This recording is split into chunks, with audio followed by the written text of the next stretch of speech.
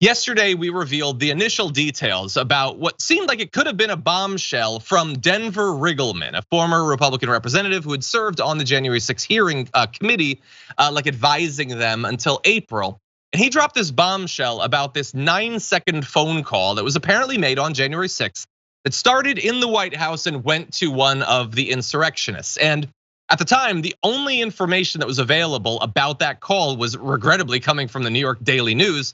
But it turns out that they were actually right about the detail. The cell phone that was called did belong to a 26-year-old Trump supporter from Brooklyn named Anton Lunick, who had traveled to DC the night before January 6th with two friends, Francis Connor and Antonio Ferrigno. You can see the trio actually here. They were charged with entering and remaining in the Capitol unlawfully, violently entering the Capitol, disorderly conduct, whole bunch of stuff. Anyway, last April, they pleaded guilty to one count of parading, demonstrating, or picketing inside the Capitol. And earlier this month, they were sentenced to a few months of home confinement, probation, and small fines. Now, we have learned more about them that maybe could inform our view of this call. There are no known ties between those three men and any of the organized groups that attacked the Capitol. So although they were there's no evidence that they're part of the Oath Keepers or the Proud Boys. Although they do like to joke about those groups in their online messages, including in November 2020, with Ferrigno renaming one of their Instagram group chats the Proud Boys before renaming it the Proud Boy and Friends and the Oath Keepers in January. So I guess they just looked up to it. They didn't want to make a commitment or whatever. But also importantly, based on the timeline of the phone call, it appears that the call, when it was made, they probably weren't even in DC. They were probably driving back to New York at that point. So there's another important detail about this group, but as of right now, it doesn't really seem like there's much here. And as we'll get to, members of the actual January 6th committee, they don't seem to think that there's anything here. And they're throwing cold water on what Riggleman is apparently maybe trying to use to sell books. Rayyvana, what do you think?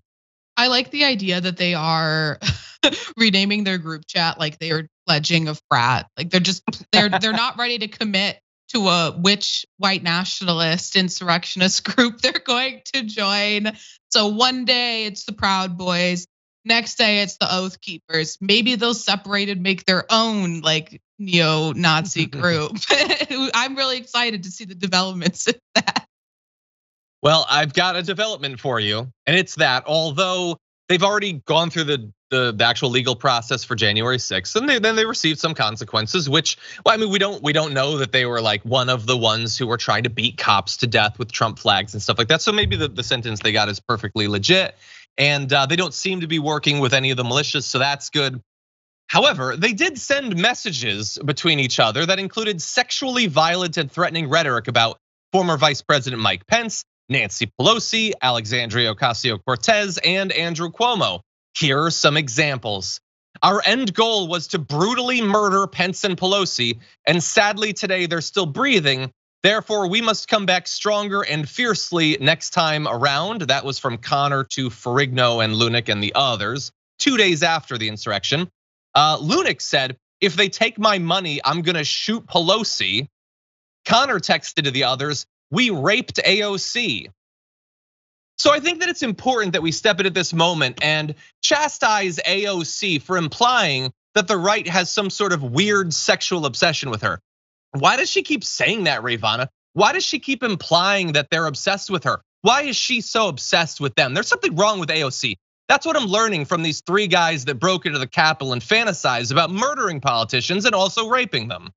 It has been so infuriating to see. I mean, not just right wingers, but honestly, some people on the left saying that, AOC was overreacting, saying she was fearful for her life.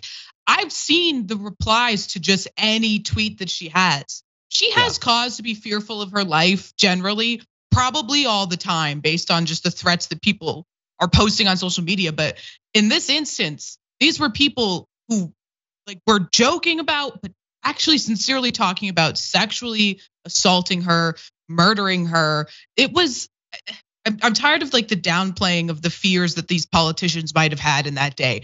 They were real, they were legitimate. These are disgusting comments. And the right does have a sick sick, sexualizing and violent nature towards AOC.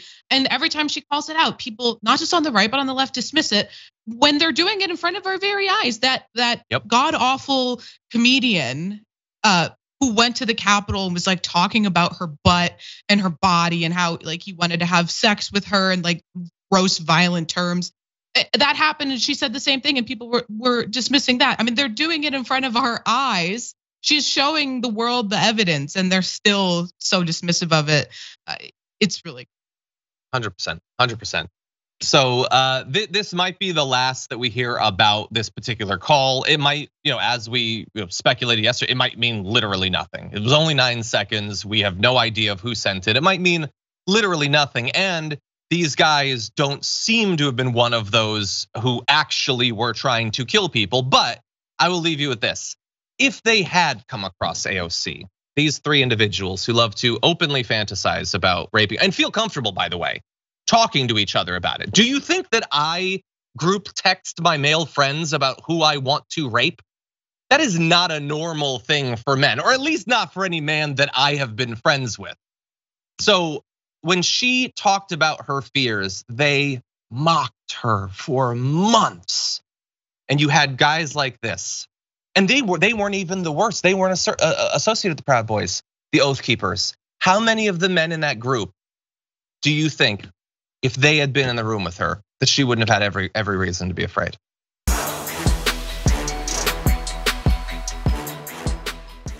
Check out the Damage Report podcast each day, wherever you get your podcasts, whether Pocket Casts or Stitcher or iTunes. You can join me as I give you the news and stories you want, with a range of co-hosts and interview guests jumping in on the fun each day. Again, that's the Damage Report, wherever you get your podcasts. And if you get them at iTunes, don't forget to rate and review. Sometimes I'll read them live on the show.